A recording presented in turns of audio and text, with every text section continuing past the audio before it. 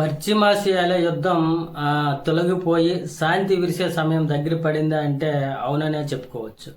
ఎందుకంటే ముఖ్యంగా అమెరికా ఇరాన్ల మధ్య నెలకొన్న అణు ప్రతిష్టంభన వీడుతూ ఒక చారిత్రక ఒప్పందం దిశగా ఇరు దేశాలు అడుగులు వేస్తున్నట్లు తెలుస్తుంది. ఇరాన్ వద్ద ఉన్న శుద్ధి చేసిన యురేనియం నిల్వలను అమెరికాకు అప్పగించేందుకు ఇరాన్ అంగీకరించిందని అమెరికా అధ్యక్షుడు ట్రంప్ సంచలనమైన ప్రకటన చేశారు. శ్వేత సౌధంలో విలేకరులతో మాట్లాడిన ట్రంప్ ఇరాన్తో జరుగుతున్న చర్చలు అత్యంత విజయవంతంగా సాగుతున్నాయని ధీమా వ్యక్తం చేశాడు. అలాగే ఇరాన్ తన వద్ద ఉన్న యురేనియం నిల్వలను మాకు తిరిగి ఇచ్చేందుకు ఒప్పుకుంది. మేము ఒక అద్భుతమైన శాంతి ఒప్పందానికి చాలా చేరువలో ఉన్నాం అని ఆయన పేర్కొన్నాడు.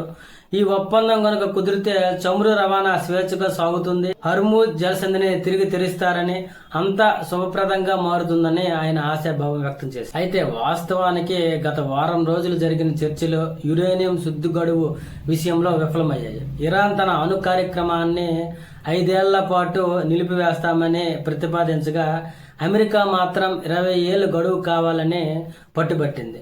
కానీ తాజాగా Pakistan army chief marshal Asim Munir Trump శాంతి ప్రతిపాదనలతో ఇరాన్ వెళ్లారు. వారితో చర్చించి మరీ శాంతి చర్చలకు వారికి అంగీకరించేలా చేసినట్లు తెలుస్తుంది. ఈ క్రమంలో ఇరాన్ తన యురేనియం నిల్వలను అప్పగించేందుకు ఓకే చెప్పగా అమెరికా విధించిన షరతులకు అంగీకరించినట్లు తెలుస్తుంది. అయితే ఇరాన్ తన అణ్వాయుధ సామర్థ్యాన్ని శాశ్వతంగా కట్టడి చేయడమే తన లక్ష్యమని అమెరికా ఉపాధ్యక్షుడు జేడీ వాన్స్ ఇప్పటికే స్పష్టం చేశాడు.